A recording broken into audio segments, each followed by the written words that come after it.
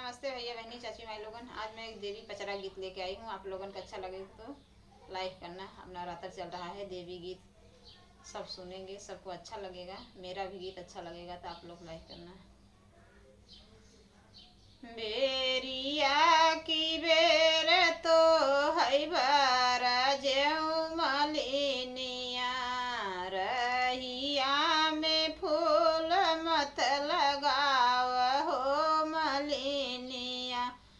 बेरिया की बेर तो है बारा जेऊ मलिनिया, रहिया में फूल मत लगाव हो मलिनिया।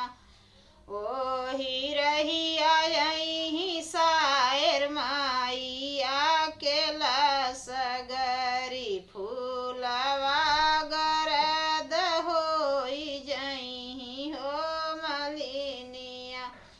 ओही रहिया यही सायर माइया के लसगरी फूलवा गरद होई जही हो मलिनिया। फूलवा गरद होई जही हो मलिनिया। बेरिया की बेर तो है बारा जेऊ मलिनिया, बेरिया की बेर तो है बारा जेऊ मलिनिया। रहिया में फूल मत लगाव हो मलिनिया, रहिया में फूल मत लगाव हो मलिनिया। ओही रहिया यही मैहर माइया के लसगरी, ओही रहिया यही मैहर माइया के लसगरी फूलवा गरद होई जाई हो मलिनिया। फूलवा गरद होई जही हो मलिनिया। फूलवा गरद होई जही हो मलिनिया। बेरिया की बेर तो है बारा जेऊ मलिनिया, बेरिया की बेर तो है बारा जेऊ मलिनिया। रहिया में फूलवा मत लगाव हो मलिनिया, रहिया में फूलवा मत लगाव हो मलिनिया।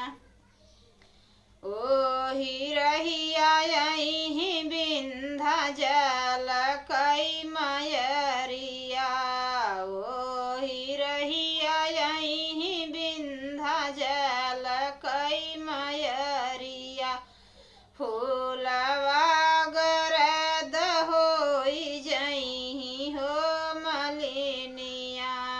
फूलवा गरद होई जही हो मलिनिया। बेरिया की बेर तो है बारा जेऊ मलिनिया, बेरिया की बेर तो है बारा जेऊ मलिनिया। रहिया में फूल मत लगाव हो मलिनिया, रहिया में फूल मत लगाव हो मलिनिया। ओही रहिया यही काड़े माइया कैला सगरी, ओही रहिया यही शीतला माइया के लसगरी फूलवा गरद होई जही हो मलिनिया। फूलवा गरद होई जही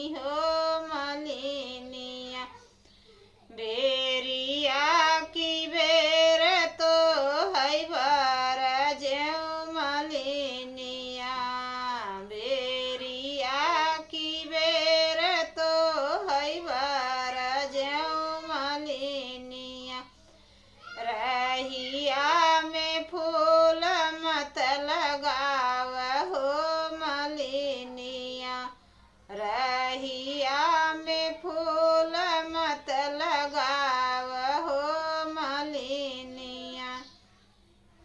ओही रहिया यही बूढ़ी माइया के सगरी। ओही रहिया यही बूढ़ी माइया के सगरी। फूलवा गरद होई जइही हो मलिनिया। फूलवा गरद होई जइही हो मलिनिया। बेरिया की बेर तो है बार जेऊ मलिनिया। बेरिया की बेर तो है बार जेऊ मलिनिया। रहिया में फूल मत लगाव हो मलिनिया। रहिया में फूल मत लगाव हो मलिनिया। ओही रहिया यही नाव माइया के सगरी। ओही रहिया यही नाव देवी